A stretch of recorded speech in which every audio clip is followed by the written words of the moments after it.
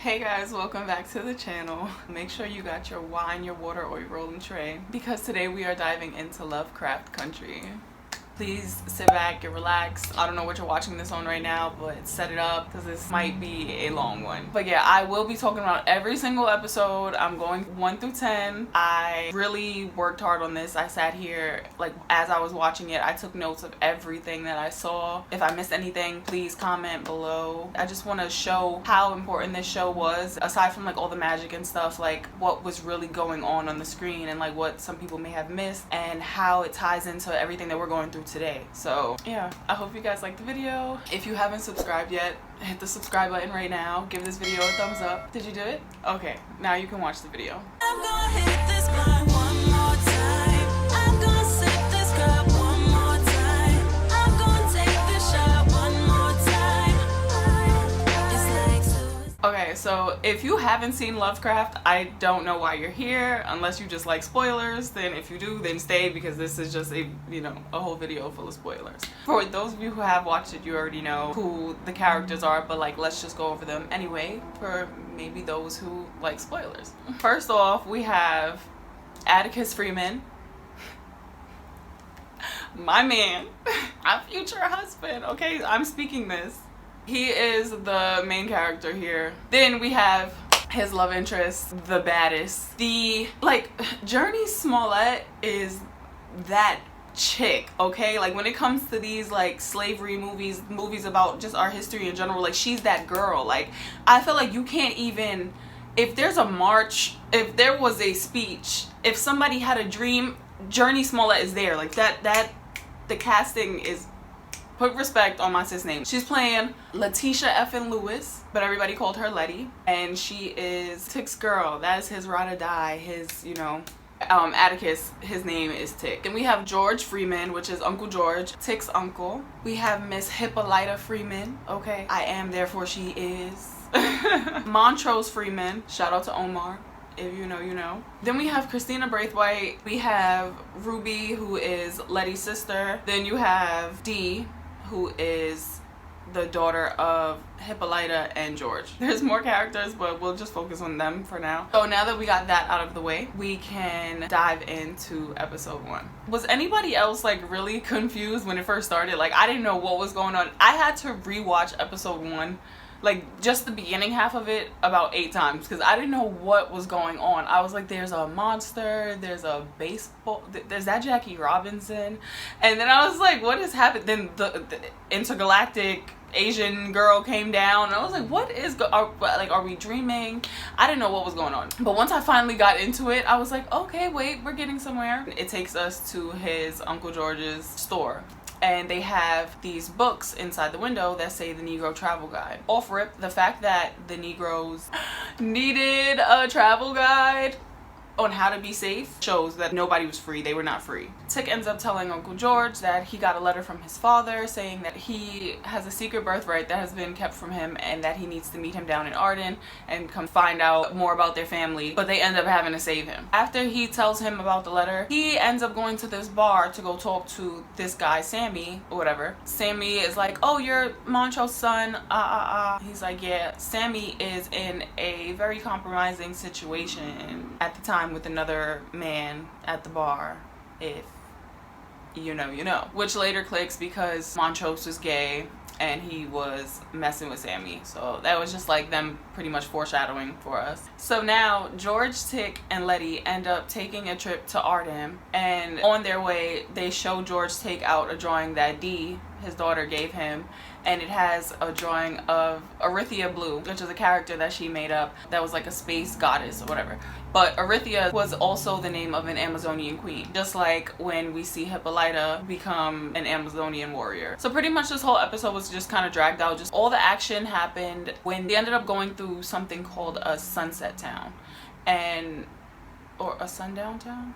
I'll insert it. Back then, the police could chase you, kill you, arrest you, do basically whatever they wanted to do to you. because you were in their town after the sun went down. And they get stopped by this cop, and the cop is telling them, like, ask me nicely and I might let you pass. And knowing that he's giving them a time limit that they have to get out, he's stopping them from going. Tick is talking to him, and he's like, oh, you're one of those smart Negroes or whatever. And he's like, oh, well, ask me nicely if this smart Negro can do blah blah blah. So Tick asks him, and just that scene, like him saying, oh, you getting smart with me, or you think you're a smart Negro, like even though they were free, they were still basically slaves. Like he still had to ask him for permission to drive somewhere, you know. And then we still see this today, where we have black parents that when your child shows any form of intelligence or free thinking, yo, like, oh, you getting smart with me. And it's like, we are still mentally enslaved right now. We're gonna get into more of that. So yeah, basically that happened, and then there's a whole debacle with the cops, and you find out that there's magic monsters in the woods, and that's cool, that's all great, but like, let's really focus on the history here and like why this show is so great, right? So I don't know if you guys noticed when they showed a bunch of black people waiting for the bus, and right behind them there's a poster for about the American dream. In the poster you see this white family, father, son, daughter, whatever, and they're in the car living the American dream. But then you have these same Americans, but they're black. They're all lined up waiting for the bus. The American dream was built on the backs of black people at the expense of black people. Like even now you still have like all of us like that have dreams of being singers and rappers and movie stars and all this stuff, and the American dream, and this is our, like, it's all mind control, it's mind games. Like we are puppets to them, we are entertainment for them. Let's get into episode 2. So the monsters that I was just talking about, after they finished, they squared up with the monsters, they got busy, and then the sun comes up, so they start walking. They see this big house, so they walk up. William opens the door, lets them in, whatever. Letty and George forget everything that happened last night. Atticus still remembers everything that happened last night, so he's trying to figure out why they don't remember. Letty's upstairs trying on all these dresses that just happen to be in her size, her favorite colors, everything that she could ever dream of. George is in a room full of all of his favorite books, his favorite smells, everything that he could dream of. Tick is just bugging out trying to figure out why they don't remember. And them having the rooms filled with things that each of them would be happy about is a form of distraction. Just like now when things are happening in the world, they give us a new TikTok dance, they give us new followers. Like they can do that. You can post something and say that you're about to leave this app, and then out of nowhere get a bunch of followers, and you're like, where do all these followers come from? They're sending them, they don't want you to leave. Commercials, things that they keep us distracted with on a daily just to get what they want out of us, pretty much. And that's what William was doing, making them forget about the monsters and all of that stuff. Speaking of George and his bookcase, the book that opens the bookcase and it shows him, there was like a door in there. The book was House on the Boardlands by William Hodgkins. And that book is about someone hallucinating about supernatural creatures and this remote house out in the middle of nowhere. And that's pretty much what this episode is. So a lot of the books in the show in general is just like foreshadowing for what the episode's about, or like what's to come in future scenes. And I think that's really cool. I love that because I love books. And so like when I see things like that, it's like, oh wow, that book is about this and this is what's happening. Like that's, you know, it's fun. Tick is upset that he remembers and they don't remember, and they're telling him that he's crazy. Just like even now with us conspiracy theorists or whatever, while we're trying to show people the truth and things that are happening right in front of them, and they're like, you're crazy, you're just making this up and you're trying to add a bunch of things that don't make sense. It's like, no, this just happened, it's happening right in front of your face, how can you not see it? And they're like, no, we don't have any memories. So he takes them on this walk through Arnhem or whatever, and they're walking through the town, and you see like these kids with these red jump rope, the red outhouse, the woman with the red scarf. Like there's all this red is showing danger, evil, get away. They end up running into some racist white lady, and she's like talking to them about black bears, but she's really talking about black people, and that just shows even more like they really look at us like animals. We later find out that that same chick is used as a hostess body for Ruby. You see how karma just comes full circle. You don't like black people, but now there's a black woman inhabiting your body. That's the tea. I mean, I'm sure there's a lot more that happened in that episode that you guys can go look at like episode breakdown videos for because that's not why we're here. We're here to talk about history, right? I know, this is crazy. Whoa. Let's go to episode 3. In this episode, Letty has a housewarming party. Everyone from the south side comes. We see the kids in the basement and they're all playing with a Ouija board. One of the kids is Bobo, Emmett Till, and he asked the Ouija board, am I gonna have fun on my trip? The Ouija board said no. As we know, the trip that he was referring to was the trip that he took when the whole situation happened with him whistling at a white girl, which never happened, but he ended up being murdered for that. Also in this episode, Letty wanted to make this house like a safe haven for black people. So you see a bunch of her artist friends and a bunch of like other black people moving into the house. She had a lot of rooms. You see her say hi to this dog. The dog's name is Baldwin, which was cute because he's clearly named after James Baldwin, who was delivering the speech on The American Dream back in episode 1. Letty is dancing with some guy. Tick is watching them. There's this guy Tree. He pulls up. He tells Tick that he slept with Letty back in high school. He doesn't care. He's watching Letty and the other guy dance. He's getting jealous. Tick and Letty go to the bathroom. They end up having sex. They show blood on his hand. She was bleeding, like showing that it was her first time. And I think it was just more symbolism that she was going to get pregnant and that their bloodline was going to be what was going to save, you know, everything. Also showing that it's her first time and that the Tree dude is a liar. And we find that out in another episode because he comes up to her like, you know why they call me Tree? Because I got 3 legs. And she's like, shouldn't I know that since we had sex in high school? And then he just looks mad stupid. And dudes really do that all the time. And y'all gotta get that together. Like, there's something really wrong. In this episode, we also find out that the doctor that used to live in Letty's house was experimenting on black people, and he was getting the people to experiment on from the police officer that we keep seeing with the weird black chest. And that was like another Get Out moment. This man using black people body parts to make the white people better, or like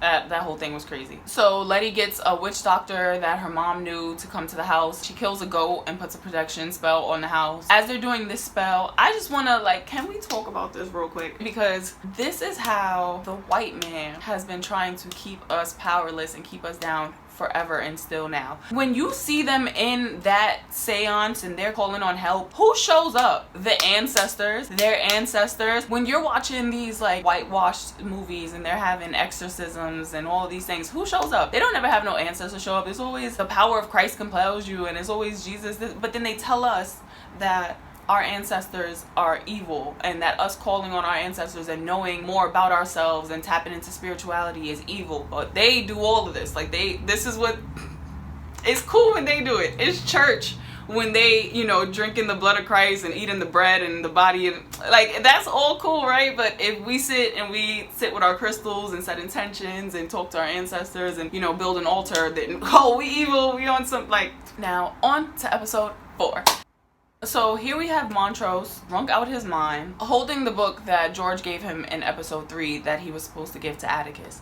The book was The Bylaws and Precepts of the Order of the Ancient Dawn. Montrose ends up throwing the book in the garbage and setting it on fire because he said it smelled like Tulsa, which we will get into. Right before he throws it in, he saves some words to his memory. We cut to Christina in the street playing with some kids. When the cops come to stop her, she's telling them like, oh, I never got to do this before. But that's pretty much them showing us that she didn't get much of a childhood because she was just so busy trying to get all this magic stuff together. So the cops take Christina back to the station, and we see the officer that has the black person's chest from the experiments gone wrong. He tells her that she needs to know her place as a woman because she's never going to be allowed to be in the Sons of Adam, which was her father's like cult thing where they were trying to reset everything back to the Garden of Eden. That right there was them showing us that even though she's white and like she's better than the black people, as a woman she's still no better than a black person to them. Like, white men treated their women like trash. They were nothing. Black men treated their women like queens. Like, literally, the women took care of the house, took care of the money, took care of the kids, were trusted with everything. Then you see it too. The white men didn't even look at their women as strong enough to take care of their own kids. Like, white women couldn't even be mothers to their own kids. That's why they had nannies. They had the slaves nursing and all this stuff for their kids. That was another sign for us to know how strong we really was. So now we're back with our main characters, Tick, George. Okay, so right here I actually made a mistake and I said George when I meant to say Montrose. Uncle George actually died in the last episode. You know that if you saw it. Sorry, super sad moment, but not what my video was about. So back to what I was saying. Letty and now Hippolyta and Dee join them. They went to this museum to find answers about Titus and Atticus's bloodline. While we're in the museum, they cut to Hippolyta and Dee going to a planetarium, and Hippolyta tells Dee that she actually named the comet that they were looking at. So Dee is like, you named it, why doesn't anybody know? So she's like, they didn't want anyone to know that this little Negro girl named the comet, so they gave it to some white girl in Sweden. And if you read the books, then you know that in the book she named Pluto. I don't know why they changed it, but they did. So that whole situation, like, of them giving the credit to a white girl because they didn't want anyone to know that a black girl did it, it's just like, look how amazing we are. And that's like everything that we've ever done, they take credit for all the time. Like, look at Howard University. Howard University is the #1 black institution, and it's literally named after a white general, General Howard, who killed thousands of Indian children. Why is that the name of our school? Spelman, the #1 black institution for women, named after Spelman, who was one of the Rockefellers' mother. They keep doing this to us. There's a lot of conversations about slavery and the Holocaust. The Jews took all of their stuff. They took their reparations. Like, they got all their stuff in the bag. They run their own stuff. They not enslaved anymore. And the moment we were running stuff, we had, we're gonna get into that. Us having Howard and Spelman is literally like a Jew naming their finest institution after Hitler's mom. You wouldn't see that, right? So why is that what we're accepting? So moving forward, Tick, Letty, and Montrose are trying to maneuver through these tunnels inside the museum, trying to get to Titus's secret lair so they can find some answers. One of the things, when they got across this bridge, they had to open a door. They had to solve the puzzle of the Garden of Eden.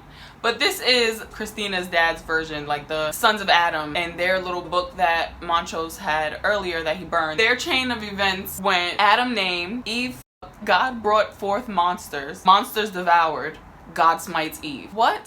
And they show Eve laying down and Adam over her with a snake for a penis. They're really showing how white men were literally rapists and thieves, but then blamed it on Eve, like blamed it on the woman. First of all, why do men have Adam's apples if Eve ate the apple? Like, wouldn't we have Adam's apples? Because it was like stuck in her throat. Like, if she ate it, why does he have the, like, nothing makes sense. So Montrose gives them that code because he remembers it from the book earlier, and that helps them go down to this tunnel. Find out that that leads to Letty's house, which is mad weird because it's back in Chicago, but that just shows how they're bending time and space and more magic. Like, the whole time I'm watching it, I wasn't really impressed by it. Like, of course the magic was crazy because we have magic ourselves and like we don't use it. Like, every day we are casting spells regularly, but the way they want us to. That's why they want us to talk a certain way too, and we were taught the way we were. Yeah, they get down into this little underwater thing. We see Titus's ship, this woman Yahima, and she's two spirits. She's like half feminine, half masculine energy, and she has both sexual organs. I wasn't expecting that to pop up on my screen like that, I'm not gonna hold you. They end up getting her out. Montrose kills her. That blew mine. I was stressed out. Did anybody else scream at their TV? Because I was screaming at my TV because I was so mad. Like, bro, like, Tick was about to teach her how to speak English and he had all these plans. They just went through all of that to get her, for him to kill her and take the papers. But Letty took pictures of the papers, and that's why she's a real ride or die down ass bitch. Cut. Episode 5. Christina. I'm not saying William. Alright, was anybody shocked by the whole William and Christina being the same person thing? Because I wasn't. Like, from the first moment that I saw that they never were in the same room, I was like, they're the same person. Because in the book, there's no William or Christina. There's Caleb Brathwaite, and he's the son. I knew something funny was happening with them. William, who we know is Christina, gives Ruby this potion and lets her become a white woman. This is the tea, right? Ruby wakes up as this white woman. She goes out and she is frantic, bugging out because she's like, a white woman. She wasn't expecting this to happen. She didn't ask for it, so she didn't know what was gonna happen when she woke up. She goes out to the town, to her side of town where she's used to being with black people. So she bumps into this black boy. He spills his popcorn. The cops pull over and start attacking the little boy because she's white. They think that he's trying to hurt her, and she's like, no, he didn't do anything. And she has her hands up too, showing you that she still thinks that she's black. So everybody's looking at her, and she's like, wow, it's crazy because everybody who was looking at her when she was a white woman, they were more concerned for her than scared of her. As if she was herself, they would have been like, yo, what's good, she's bugging out. She stops them from beating up the little boy, and they take her to her husband, which is William, who's Christina, and she's like, no, take me here, I want to go here. He's like, no, man, we're gonna take you to your husband. And that shows you too, because again, like with Christina, as a woman, you have no power. Now Ruby is seeing that, like, bro, I'm not black, but I'm still not equal to a man. Now she got other problems to worry about. After she gets back in the house, we see her shedding. You see this big black woman burst out of this little tiny white lady. As she's changing, you hear this guy on the TV talking about this lotus bug who sheds and all of this stuff. She then gets more of the potion, goes back out. First thing she decides to do is go apply to Marshall's, because as a black woman she couldn't do that. If she did, they weren't gonna hire her. So she goes in now as the white woman, but with her same resume, and gets accepted as an assistant manager. Whereas Ruby going in as herself would have got shown the door. The fact that she got accepted as an assistant manager is important because she applied to be a shoe runner and got the store basically. And with her getting hired, we also find out that the other girl getting hired had nothing to do. People thought, oh, like these companies are changing, they're including black people now. No, they have quotas to reach. This is all about economics. It had nothing to do with social equality or social justice. Like, it was not about doing right by black people. It was about white people getting more business. Another way to show you how they gas you up and give you everything that you want, to show you that you're powerless. Right in the next scene after she gets the job at the place, William's outside waiting for her and all the girls are jealous, like, oh my god, who's this cute guy coming to pick you up? And she's like, yeah, So then he's like, I have a gift for you in the back seat. She goes to get the gift. It's a maid outfit. Like, bro, what? And she later admits that she doesn't know what's harder, being a woman or being black, but she's proud to be both. And I was like, okay girl, because I thought she was gonna get like souped up. But the more it went on, we saw her shedding different parts of herself, just kind of getting it out of her system and realizing like, nah, I'm that bitch. And at the end of this episode, we see Montrose go kiss Sammy, and that dance that they were doing when they kissed was the La Costa Migratora, which is a dance about the locust and shedding parts of yourself as well, him admitting that he's gay and finally being able to kiss this man in public. Everything, you know, starts to come full circle in this show, and that's why the last episode is called Full Circle. Now, episode 6. It was literally one of my favorite episodes because it was in Korean, and if you know me, you know I love Korean films. I do not know why. It's just like, it's so cool to me to just read the subtitles, and I feel like I'm learning as I'm like watching it. Like, I don't know, like, it's just so cool to me, and I just loved the episode, and it was just something different. A lot of this episode was focused on Tik and the Korean girl and their love and all of this stuff, which was great. It was cute. I loved the episode, but that's not what we're here to talk about. She was a monster. Then you have Tik, and they come together, and they're two different types of animals, but also two beautiful humans, and it's like crazy. But she's not actually a human. Tik, who is a human, they're trying to show them on the same level, where she's actually a monster. Like, the war might have turned him into a monster, but in reality, there's nothing monstrous about him, you know? And then they show the soldier there with Tik, the Korean soldier. She's like, oh, why don't you come back and live here? He's like, because he said like some type of racial slur that they have for Koreans born in America, so he's not true to them. He's treated like an outsider in his home country, and even as a vet, he's treated like nothing in America too, because he's Korean. The same for Tik. Like, he's a vet, and he's fighting this war for these people to go back home, and they don't respect him. He's getting chased down by cops after I just fought this war. But yeah. Alright. Episode 7. So this is where we really get into Hippolyta, and she is Erythea Blue, okay? And I like how in the beginning of the episode, when she's inside of the little room, the woman that has her in there keeps saying, you are not a prisoner. Who are you? That's us. Like, literally, you're not a prisoner. Unplugged from the Matrix, bro. She's like, you're not a prisoner. Who are you? All it took for her to say, I am something, and it took her to wherever she wanted to be. We have that ability. We just haven't tapped into it. So she says, I am on stage with Josephine Baker in Paris. Then her and Josephine Baker become friends, and they're talking, and she realizes that all this time she thought she was free, but she was just really in a form of mental slavery. She said that she has always just been the perfect Negro that the white man wanted her to be. Said, I feel like they just found a smart way to lynch me without me noticing the noose. And that spoke volumes. And as this scene is happening, you hear poetry that comes on at the end of every episode. You hear the voice saying that black people are a myth because they have no equal rights or status among the nations. Oh, I don't know if you guys noticed that the woman on the stairs that was making the speech was Frida Kahlo. And did anybody notice that Betty Boop is Josephine Baker, but they whitewashed her? Oh, okay. Another honorable mention from this episode is when Hippolyta is going on her trip. You see a black woman on a motorcycle pull up next to her. This woman is Bessie Stringfield. She was the first African-American woman to ride solo across the U.S., and she was one of the few civilian motorcycle dispatch riders for the U.S. Army during World War II. Episode 8. This was Emmett Bobo's funeral, and this episode was so heartbreaking to watch because first, we know, like, when he was on the Ouija board, they showed him asking asking if he was gonna have a good trip, and the Ouija board said no. Now seeing the funeral, these are things that we kind of learned in school, but they didn't register the way that they should have. All these things that we had to relearn as adults, and it's crazy. Like in the funeral, that I didn't know that it was on the hottest day of the year, and that you can smell it through the whole south side from his wake. Also in this episode, the cop that we were talking about earlier that had body parts of the black people from the experiments, Lancaster, he put a curse on D, and just even thinking about it, I'm about to throw up. Was anybody else like completely like thrown off with the spit on the forehead? Like, I can't. Ooh. He puts this curse on Dee, and she ends up seeing Topsy and Bopsy from Uncle Tom's Cabin. If you read that book back in school, or if you just read it, you know. While I'm talking about Topsy and Bopsy, please, please, please, please, please, please, do not dress up as them for Halloween. Do not dress your kids up as them for Halloween. Like, I don't care if you see that like the person behind it is Caitlin Harris and she's a dancer and your kid loves dance and blah blah. That I don't care. You guys are so insensitive and so disrespectful, and like you just don't care about anything.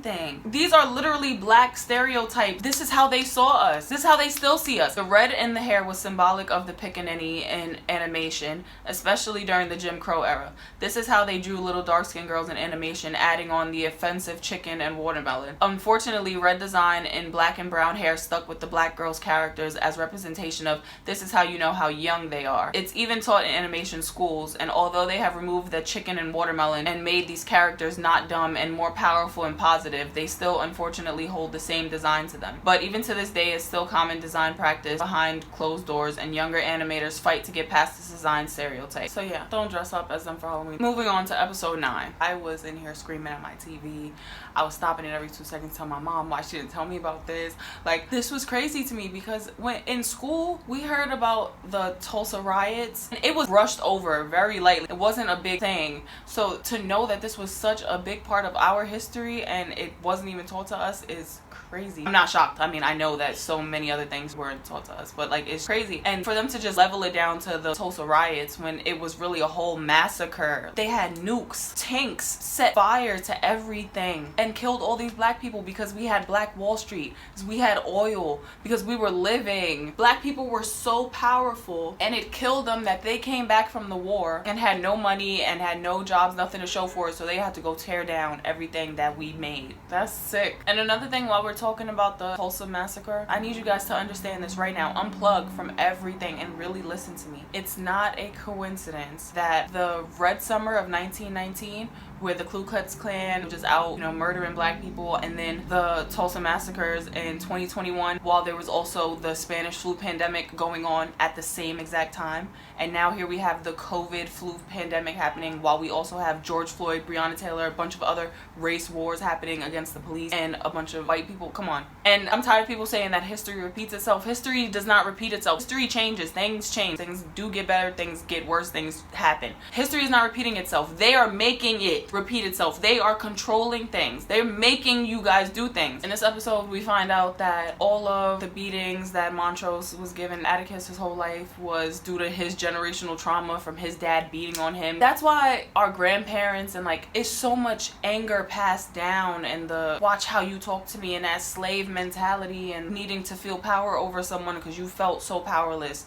Like it's all a part of generational curses. And I feel like our generation, I'm a millennial, but especially Gen Z, like they like next level woke. The ones that are not stupid following like all the trends and stuff that's happening and like falling into the matrix trap. But there's a lot of them that I'm seeing that are just like, yo, yeah, on it. Like I feel like we're really the ones to like break the generational curses, but there's so many of y'all that are getting sucked into like it's like you don't want to be better. And then like I make statuses and I try to like share things that I know and that things that I've learned and things that have made me better and things that have made me feel better with you guys, and y'all take it as like I'm like talking down to y'all. I think I'm better. I'm like, I'm sharing this information because I care about y'all, not because I think I'm better than y'all. I want y'all to be on the same frequency as me. I want us all to be chilling. I want everybody to get to 5D, but y'all on some 2D frequency crazy. And then y'all are disrespectful enough to pull this "we're not our ancestors" bullshit every time. And you're right, you're not your ancestors, because they was really out here fighting, marching, dying for our rights. Like, and this is what y'all not understanding. You got people like Martin Luther King, Malcolm X. These are people who sacrificed their lives for the betterment of us because they thought we were worth it. You see how y'all acting?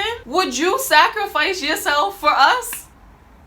No, because I really need to know, like, if God came down right now and said, hey, you sacrifice yourself right now for everyone, for the betterment of, is that a word? Whatever, for the greater good of your people, sacrifice yourself right now. How many of y'all are gonna do it? Would you sacrifice yourself for us right now? Everybody's twerking, everybody's on OnlyFans, drinking, shooting, looting. Are you going to sacrifice yourself for us? But these people did, and they act like those sacrifices were nothing. But we're supposed to sit and always focus on this big sacrifice of Jesus, white Jesus. They want y'all to pray to and call on this white man who sacrificed himself for our sins. But you can't call on your ancestors, and you can't look up to Malcolm X, Martin Luther King, because they're regular people, even though they did this. And Jesus was not a Capricorn, because anybody born in December is not sacrificing themselves for none of us. And I'm letting you know that right now. I don't know. I believe in God for sure all day. I have real problems with the white Jesus story. It does not click for me. Yeah, pretty much talking about black and white Jesus. We can talk about the last episode. Atticus basically ends up sacrificing himself and taking all magic from white people. And now white people are banned from magic, and it's all ours again. And his family legacy is protected. Letty's pregnant. He's dead, and he was on the thing, you know, like Black Jesus. And Christina took a bath in his blood, which was also symbolic. Like, she thought she was about to take over, literally off of the blood of a black man. Like she bathed in his blood, was drinking it and everything. It was just like, yeah, I'm about to be so powerful. Jeju, he just took everything from you. And shout out to Little Korean Bae for, you know, linking them together and helping with the sacrifice.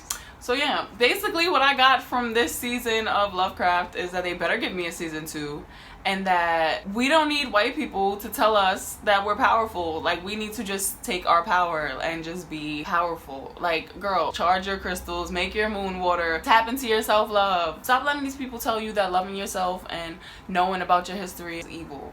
I'm tired. And I'm tired of I keep seeing, like, not to down anybody else, but I'm tired of seeing all the new age to Jesus videos on here and all these testimonies like popping up randomly. I'm starting to feel like y'all are a cult. Who told y'all that you can't believe in God and still know that you are a spiritual being of this earth and that you have power? Why is that illegal to have that thought? Like, it doesn't have to be one or the other. It really doesn't. This has been a really long video. So I guess that's all. Is that all? I think that's all I have to say. I hope you guys enjoyed this. It was fun watching the show. This was cool.